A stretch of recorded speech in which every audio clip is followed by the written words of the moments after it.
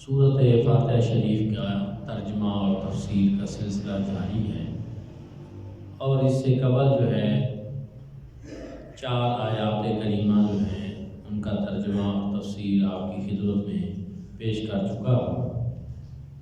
الحمدللہ رب العالمین، تمام تعریفیں اللہ کے لیے ہیں جو عالمین کا رب ہے، الرحمن الرحیم، رحمان بھی ہے اور رحیم بھی ہے، مالک یوم الدین، روز جزا کا مالک بھی ہے، ایاک نعبد و ایاک نستعین، تیری ہی عبادت کرتے ہیں ہم، تجھی سے مدد مانگتے ہیں ہم۔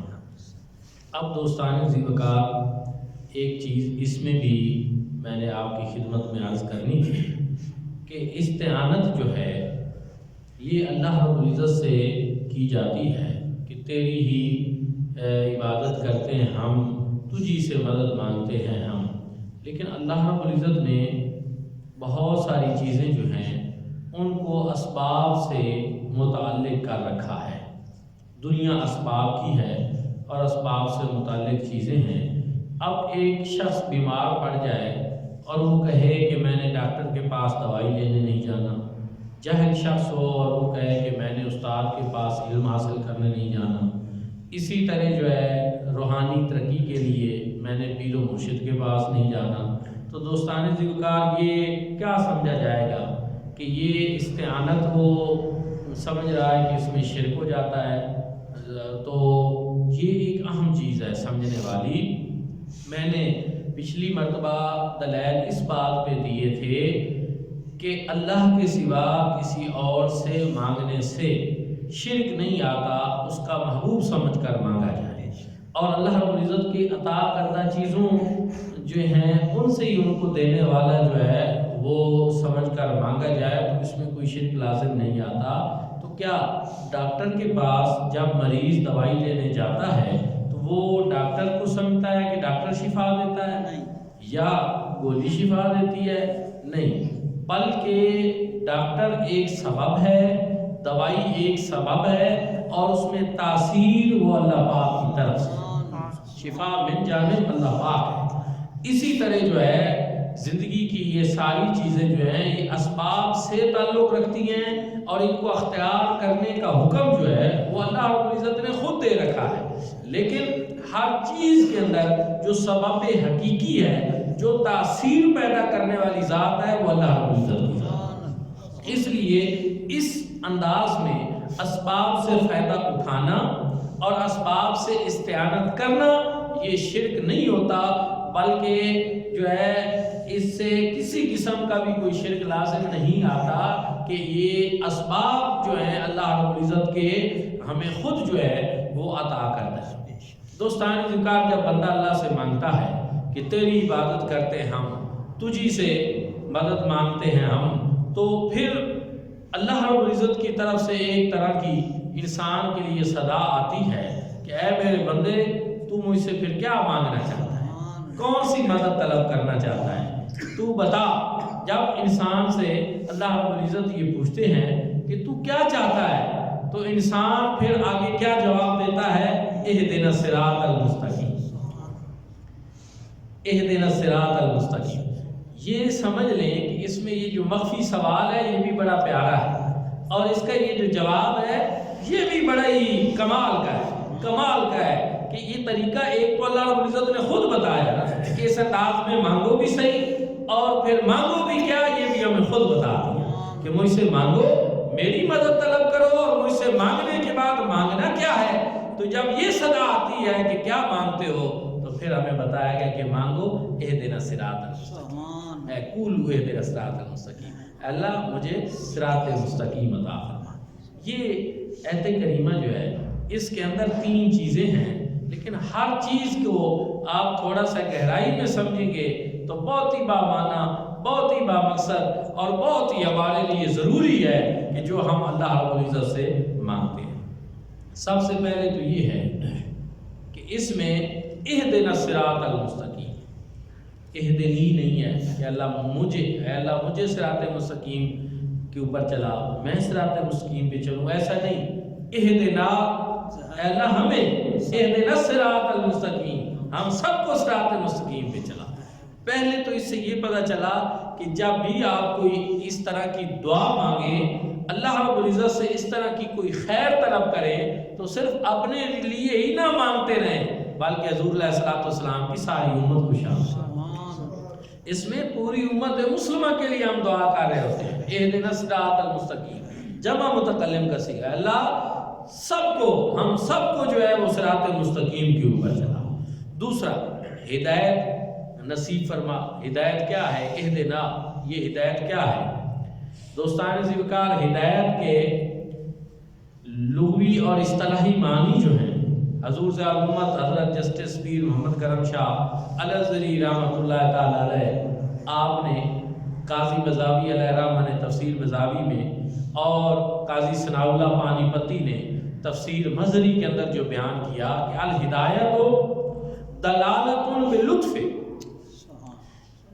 الہدایت دلالت باللطف، کہ ہدایت اس چیز کا نام ہے کہ اللہ رب العزت اپنے لطف و کرم سے بندے کے لیے ایسے اسباب پیدا کر دے جن کے ذریعے وہ اللہ رب العزت کی اطاعت کرنے والا بن جائے۔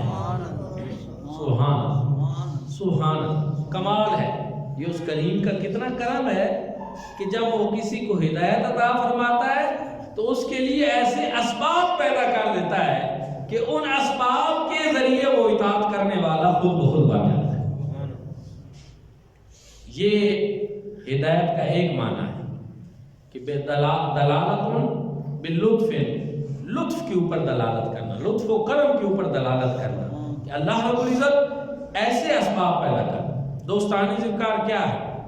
ہم دیکھتے ہیں کہ جب اللہ رب العزت کا کسی کے اوپر کرم ہو جاتا ہے تو پھر اپنے راستے کی طرف رب تعالیٰ اپنی راہ دکھانے کے لیے پھر ایسے ایسے اسباب پیدا کرتا چلا جاتا ہے کہ وہ بندہ اسی کی طرف کھینچتا چلا آتا ہے، حالات ایسے پیدا ہو جاتے ہیں۔ اور اس سے یہ بھی پتہ چلا کہ وہ بندہ جو اللہ رب العزت کے راستے پہ نہیں آ رہا، جس کو رب تعالیٰ نماز پڑھنے سے روک رہا ہے یا توفیق میسر نہیں آ رہی، تو اس کو بھی چاہیے کہ وہ اللہ رب العزت سے یہ ہدایت مانگے کہ اللہ رب العزت نے جب مہربانی کرنی ہے، اس کا فضل و کرم اور احسان ہونا ہے، تو پھر انسان نے اس راستے پہ چل پڑنا ہے جو راستہ اس کو اپنے خالق اور مالک سے ملا ہے۔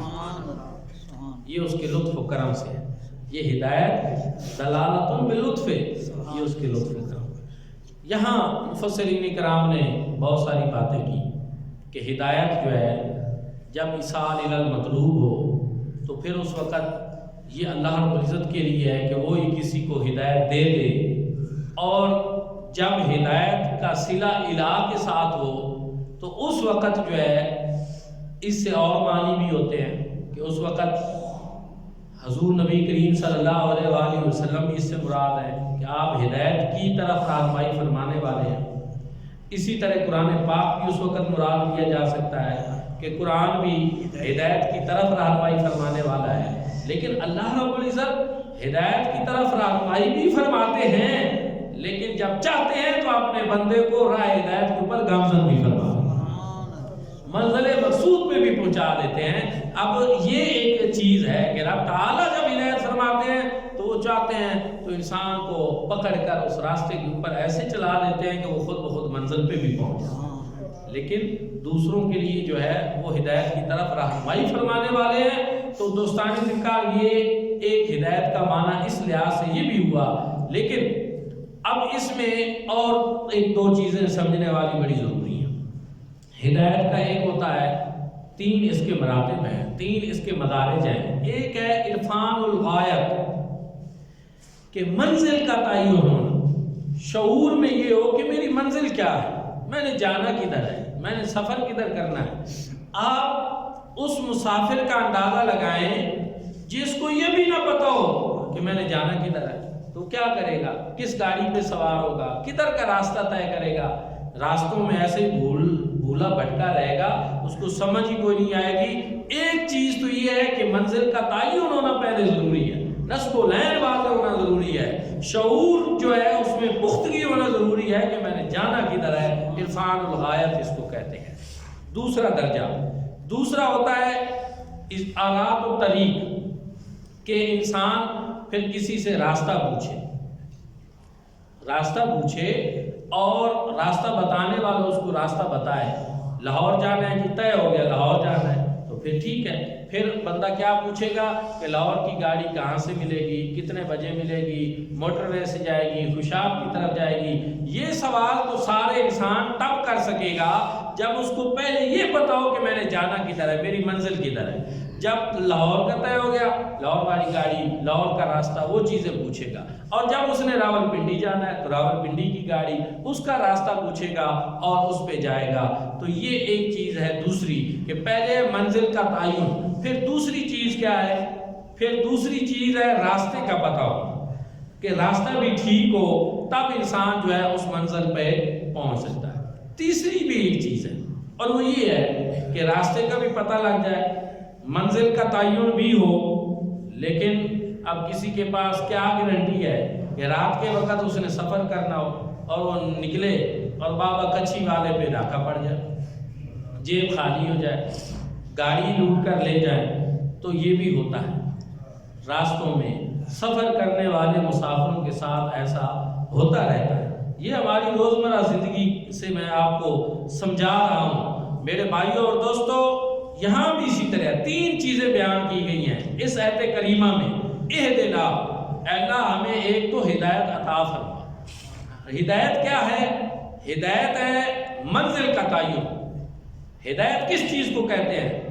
راہ حق کو ہدایت کہتے ہیں۔ ایک قول قاضی بزاوی علیہ الرحمہ نے تفسیر بزاوی میں ذکر فرمایا کہ راہ حق جو ہے اس کو ہدایت کہتے ہیں۔ ایک چیز طریق حق کو ہدایت کہتے ہیں۔ دوسری چیز کیا ہے؟ ملت اسلام جو ہے اس کو بھی جو ہے وہ ہدایت کہتے ہیں کہ انسان مسلمان ہو جائے، اسلام کو قبول کر لے تو وہ بھی ہدایت کے اوپر گامزن ہو گیا۔ پھر اس میں ایک سوال پیدا ہوتا ہے کہ جب آپ یہ کہتے ہیں کہ اسلام قبول کرنے سے انسان ہدایت کے اوپر گامزن ہوتا ہے، جبکہ پہلے دین چلتے رہے ہیں، حضرت عیسیٰ کی شریعت، حضرت موسیٰ کی شریعت، حضرت ابراہیم علیہ السلام کا دین ابراہیمی اور دین بھی تھے، تو پھر آپ اسلام کو جب کہتے ہیں تو پھر اس طرح فرق نہیں ایک طرح کہا جاتا ان لوگوں میں جو پہلے تھے اور جو آپ ہیں؟ یہ ایک سوال ہے، اس کا بھی ایک جواب ہے۔ اس کا یہ ہے کہ اگر آپ روح کو دیکھیں تو پہلے ادیان جو گزرے ہیں اور پہلے جو شریعتیں گزری ہیں ان کے اندر بھی ایک چیز کلیئر تھی اور وہ توحید تھی۔ سب توحید پہ یقین رکھتے تھے، دین اسلام میں بھی توحید ہے۔ دوسری چیز عدل بین الناس، یہ پہلی شریعتوں میں بھی موجود تھا، اب بھی موجود ہے۔ اور تیسری چیز ایک اللہ کی عبادت کرنا، عبادت کرنا یہ پہلی امتوں میں بھی تھا، یہ اب بھی ہے۔ تو گویا اسلام جو ہے یہ سب کا تمام ادیان، ان کی شریعتیں اور ان کی جو چیزیں ہیں ان کی ایک جمعی صورت ہے، یہ ان کی جامع صورت ہے، اور اس لیے اب جو شخص اسلام کو قبول کر لیتا ہے گویا کہ وہ راہ ہدایت کے اوپر، راہ حق کے اوپر گامزن ہو جاتا ہے۔ اس لیے ایک تو یہ چیز ہے کہ ہماری منزل کیا ہے؟ راہ حق، اور وہ کیا ہے؟ دین اسلام ہے، حضور اللہ صلی اللہ علیہ وسلم کا غلام بننا، کلمہ پڑھنا۔ جو شخص یہ کر لیتا ہے گویا کہ وہ کیا ہے؟ ہدایت پا لیتا ہے۔ ایک تو یہ اہدنا، دوسرا صراط، راستہ، منزل کے بعد راستہ، اس کا تعین ضروری ہے۔ دوستان عزیز کا جو راستہ ہے، صراط جو ہمیں کہا گیا، جس راستے کی ہم بات کرتے ہیں وہ راستہ ہمارے لیے دین کا راستہ ہے، اسلام کا راستہ ہے، شریعت مصطفیٰ کریم صلی اللہ علیہ وآلہ وسلم کا راستہ ہے کہ جس کے اوپر ہم نے چلنا ہے اور وہ ہمیں بتا دیے ہیں۔ منزل بھی پتہ ہو، راستے کا بھی پتہ ہو، تیسری چیز ہے راستے کے خطرات اور منزل تک پہنچنے کا یقینی ہونا، ایصال الی المطلوب۔ یہ چیز بڑی ضروری ہے کہ باحفاظت انسان اپنی منزل مقصود کو پا بھی لے اور اس کو نتیجہ حتمی طور پر مل جائے کہ اس نے منزل کو پا لیا۔ میرے بھائیوں اور دوستوں، گاڑی بھی اچھی ہو، ڈیزل اور پیٹرول بھی موجود ہو، ساری چیزوں کے باوجود راستے کے خطرات ختم نہیں ہوتے۔ تو اس وجہ سے ہم اللہ رب العزت سے یہ ہدایت مانگتے ہیں کہ یا اللہ ہم نے کلمہ بھی پڑھ لیا، ہم حضور صلی اللہ علیہ وسلم کی غلامی میں بھی آ گئے، لیکن اس کے باوجود شیطان کی وسوسہ اندازیاں تو ختم نہیں ہوئی، اس کے باوجود ہماری نفس کی شرارتیں بھی موجود ہیں، اس کے باوجود ہمارے ارد گرد شریر لوگ بھی موجود ہیں جو ہمیں منزل مقصود سے بھٹکا دیتے ہیں، کبھی عقیدے کے لحاظ سے، کبھی نظریے کے لحاظ سے، کبھی اعمال کے لحاظ سے۔ بندہ نماز پڑھنے جا رہا ہے، دوسرا کہتا ہے چھوڑ یار پڑھ لیتے ہیں، ابھی ٹائم رہتا ہے، ایسا ویسا 100 طریقے ہوتے ہیں انسان کو ان چیزوں سے روکنے کے باوجود، اسلام قبول کرنے کے باوجود، بندہ مومن ہونے کے انسان راہ راست سے بھٹک سکتا ہے، اور یہ تا دم آخر جو ہے یہ سلسلہ انسان کے لیے پرخطر رہتا ہے۔ تو اس کے لیے کیا ہے؟ کیونکہ جب شیطان کو اللہ رب العزت نے راندہ درگاہ کیا اور اپنی بارگاہ سے نکالا تو اس نے اللہ رب العزت کے سامنے کیا کہا تھا؟ لَأَقْعُدَنَّ لَهُمْ صِرَاطَكَ الْمُسْتَقِيمَ، کہ میں ضرور بے ضرور صراط مستقیم پر بیٹھوں گا، وہ راستہ جو تیری طرف جاتا ہے، جو راہ حق ہے، جو سیدھا راستہ ہے، میں اس کے اوپر بیٹھوں گا۔ کس کے لیے؟ لوگوں کو گمراہ کرنے کے لیے، لوگوں کو بھٹکانے کے لیے۔ اس سے ایک پتہ تو یہ چلا کہ برے لوگوں کو شیطان کچھ نہیں کہتا، کیوں؟ کیونکہ وہ آلریڈی اس کے ایجنڈے پہ عمل پیرا ہوتے ہیں، اس کو ضرورت ہی نہیں ہے کہ وہ ایک برے شخص کے اوپر وقت ضائع کرے۔ وہ جب بھی وسوسہ اندازی کرے گا، وہ جب بھی انسان کے دل میں کوئی خیالات برے لائے گا، تو وہ کوشش کرے گا کہ کسی نیک شخص کو میں راستے سے بھٹکاؤں، کسی اچھے بندے کو۔ یہی وجہ ہے کہ وہ لوگ جو دین کی راہ پہ ہوتے ہیں، جو اچھی راہ پہ ہوتے ہیں، ان کو کہا گیا کہ تم کسی مرشد کامل کا جو ہے وہ دامن پکڑو، تاکہ شیطان کے وسوسہ اندازی اور ان خطروں اور ان چیزوں سے وہ تمہیں بچائے۔ اسی طرح کہا گیا کہ تم اللہ سے پناہ مانگتے رہو۔ اور آپ دیکھیں حضور علیہ الصلوۃ والسلام کی جو ہے کتنی ایسی احادیث مبارکہ ہیں، مسنون دعائیں ہیں جن میں شیطان کے شر سے پناہ مانگنے کا حضور علیہ الصلوۃ والسلام نے اللہ کی بارگاہ میں عرض کی اور ہمیں بتایا۔ حالانکہ شیطان کا حضور علیہ الصلوۃ والسلام پہ تو بس ہی نہیں چلتا، ٹھیک ہے، یہ ہماری لیے تعلیم ہے، یہ ساری چیزیں جگہ جگہ۔ اور میں نے ایک مرتبہ پہلے بھی یہ بیان کیا تھا کہ قرآن پاک پڑھنے سے پہلے اللہ پاک نے حکم دیا ہے کہ تم کیا کرو؟ فَإِذَا قَرَأْتَ الْقُرْآنَ فَاسْتَعِذْ بِاللَّهِ مِنَ الشَّيْطَانِ الرَّجِيمِ، کہ جب تم قرآن پڑھنے لگو تو پہلے پڑھ لیا کرو اعوذ باللہ من الشیطان الرجیم۔ کیوں؟ حالانکہ قرآن تو اچھی چیز ہے، قرآن تو برکت والی چیز ہے، قرآن رحمت والی چیز ہے، تو قرآن پڑھنے سے پہلے کیوں ہم اعوذ باللہ پڑھیں؟ اس لیے کہ قرآن پڑھتے ہوئے بھی شیطان انسان کو بھٹکا سکتا ہے۔ اگر دل میں یہی بات آ جائے کہ میں تو بڑا قرآن پڑھتا ہوں، باقی اتنا نہیں پڑھتے، ریاکاری آ گئی، لوگ مجھے دیکھیں میں بڑا قرآن پڑھتا ہوں، لوگ بیان کرتے ہوئے ہمارے ذہنوں میں یہ آ جائے کہ بڑا ہی ترجمہ اور بڑا ہی تفسیر ہم بیان کرتے ہیں، ہم بڑے ہی عالم بنے پھرتے ہیں، ریاکاری آ گئی، تو قرآن پڑھتے ہوئے بھی ان کے، اور پھر صرف یہ نہیں اس انداز میں، بلکہ فکری طور پر بھی قرآن پڑھتے ہوئے انسان کسی ایسے ترجمے کو پڑھ لے جو ترجمہ اللہ پاک کی عظمت و شان کے خلاف ہو۔ وہ تراجم جو آج بھی موجود ہیں جن میں حضور نبی کریم صلی اللہ علیہ وسلم کی عظمت کا لحاظ نہیں کیا گیا، پر تو قرآن کا ترجمہ رہا ہے لیکن وہ اس طرف بھی جا سکتا ہے۔ تو اس لیے ان ساری چیزوں سے بچنے کے لیے کہ ہر طرح کی ریاکاری سے، ہر طرح کے فتنوں سے، ہر طرح کے فکری مغالطوں سے بچنے کے لیے بھی ضروری ہے کہ انسان پہلے پڑھ لے یا اللہ کام تو میں اچھا کر رہا ہوں لیکن میں منزل مقصود تک تب پہنچ سکتا ہوں اور قرآن کے حقیقی فیض کو میں تب پا سکتا ہوں جب تیری مدد شامل ہے، جب تو ہمارے اوپر مہربانی کرے اور تو ہمارے اوپر کرم کرے، تب ممکن ہے۔ یہی وجہ ہے کہ ہم کہتے ہیں اہدنا الصراط المستقیم۔ میرے بھائی اور دوستو، جب شیطان راستے کے اوپر بیٹھا ہے تو پھر خطرہ ہے کہ کہیں وہ ہمیں صراط مستقیم سے بھٹکا نہ دے، اور قرآن یہ بتاتا ہے کہ وہ کہتا ہے میں بیٹھتا ہی صراط مستقیم پہ، میں وہاں سے لوگوں کو ہٹاتا ہوں۔ تو پھر اس موقع پر ضروری ہے کہ انسان کیا کہے کہ اللہ مجھے شیطان کی وسوسہ اندازیوں سے بچا، مجھے شیطان جو برے خیالات پیدا کرتا ہے ان سے بچا، نفس کی شرارتوں سے بچا، اور یہ ساری دعائیں بندہ نماز میں کر رہا ہوتا ہے۔ اہدنا الصراط المستقیم۔ دوستان ذکر، پھر مستقیم استقامت ہے اس میں کہ مجھے استقامت کے ساتھ اس منزل کے اوپر گامزن رہا، اسی راستے کے اوپر چلا، کیونکہ انسان سیدھے راستے پہ چل کر بھی بھٹک سکتا ہے، راستہ بھی بھول سکتا ہے۔ تو اس لیے حالانکہ جو شخص نماز پڑھ رہا ہے، جو شخص پہلے نیکی کا کام کر رہا ہے اور دوران نماز پھر وہ یہ کیوں کہتا ہے اہدنا الصراط المستقیم، حالانکہ نماز تو ہے ہی صراط المستقیم والا کام، یہ راہ حق والا کام ہے. تو مفسرین کرام نے کہا کہ یہاں مراد دو چیزیں ہیں. ایک ہے استقامت کہ اے اللہ مجھے استقامت عطا فرما، آج نماز پڑھنے کی توفیق عطا فرمائی، آئندہ بھی یہ توفیق عطا فرما. ایک اس سے استقامت مراد ہے. مستقیم کا ایک معنی یہ بھی ہے اہدنا الصراط المستقیم کہ جس سیدھے راستے پہ تو نے چلایا ہے اس کے اوپر مجھے ثابت قدمی اور استقامت بھی عطا. اور دوسرا اس کا معنی کیا ہے کہ جس منزل مقصود کی تلاش میں ہوں، اے اللہ مجھے اس منزل مقصود پہ خیر کے ساتھ پہنچا، میرا انجام بخیر ہو. اور یہ چیز انسان بار بار نماز میں مانگتا رہتا ہے. اور چونکہ شیطان کوئی بھی وقت ایسا نہیں کہ جب انسانوں سے غافل ہو گمراہ کرنے میں، تو پھر انسان کو بھی چاہیے کہ وہ بھی کوئی ایسا وقت نہ ہو جب اپنے اللہ پاک سے رجوع نہ کرنا. ہر وقت وہ مانگ رہا ہو، نماز پڑھ رہا ہے پھر بھی اللہ سے مدد مانگ رہا ہو، قرآن پڑھ رہا ہے پھر بھی اللہ سے مدد مانگ رہا ہو، اور ہر وقت انسان اپنے خالق اور مالک کی طرف رجوع کرے، اس سے مانگتا رہے. اور آپ دیکھیں ہمارے تو سلسلے ویسے بھی بڑے کمزور ہیں. اب جو ہے ہمارے ارد گرد کا ماحول جو ہے وہ ہمارے لیے سپورٹڈ نہیں رہا. ہمارا ماحول جو ہے، آپ دیکھیں ایک بندہ نیک بننا چاہتا ہے، معاشرہ اس کو اب نیک نہیں بننے دیتا. ایک بندہ جو ہے، ایک افیسر آ جائے اور وہ کہے کہ میں نے کوئی غلط کام نہیں کرنا، تو ہمیں وہ پسند آتا ہے. بہت سارے لوگ اس کے پیچھے پڑ جاتے ہیں. بڑا سخت مزاج ہے، بڑا بد تہذیب ہے، فوراً ہم سب اس کے پیچھے پڑ جاتے ہیں.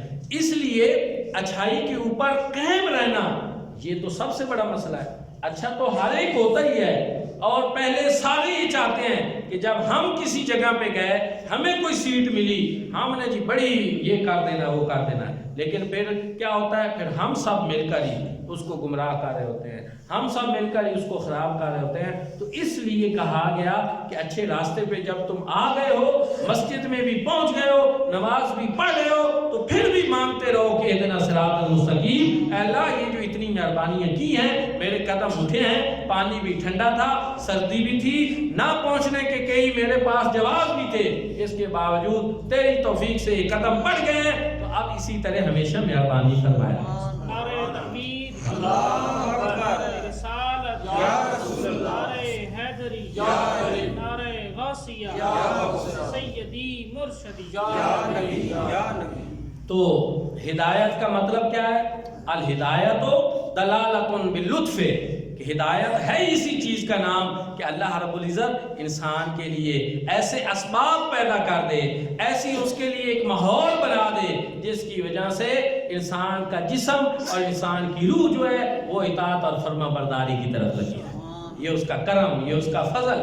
اب آپ ذرا جب یہ پڑھے نا نماز میں اہدنا الصراط المستقیم، تو پھر ساتھ اس بات کا آپ لطف بھی لیں، یا اللہ میرے لیے بھی وہ اسباب بنا، میرے لیے بھی وہ مہربانیاں فرما کہ میرا روح، میرے جسم، میرا جان یہ پوری طرح تیری اطاعت کے اندر آ جائے، نفس کی سرکشیوں سے بچ جائے، شیطان کے حملوں سے بچ جائے، اور میرے روح کو سکون ملے اور چین ملے. اس گہرائی میں جا کر جب آپ عرض کریں گے تو یقیناً پروردگار عالم رحم بھی فرمائے. یہ وہ ضروری اس کے معنی جو میں نے بتائے.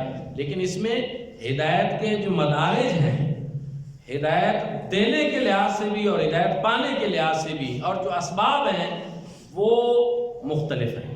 انبیاء کرام کے لیے اللہ رب العزت نے وحی کا سلسلہ رکھا ہوا تھا کہ انبیاء کرام ہر معاملے میں جب کوئی ضرورت پیش آتی، رب تعالیٰ براہ راست وحی کے ذریعے ان کی رہنمائی فرما دیتے. پھر ایک صورت ہوتی ہے الہام کی، وہ بھی ان کو حاصل تھی، خوابوں کی، چونکہ جو انبیاء کرام کے خواب ہوتے ہیں وہ رویا صادقہ ہوتے ہیں، وہ کبھی بھی جھوٹے نہیں ہوتے، ان کے ذریعے ان کی رہنمائی کی جاتی تھی.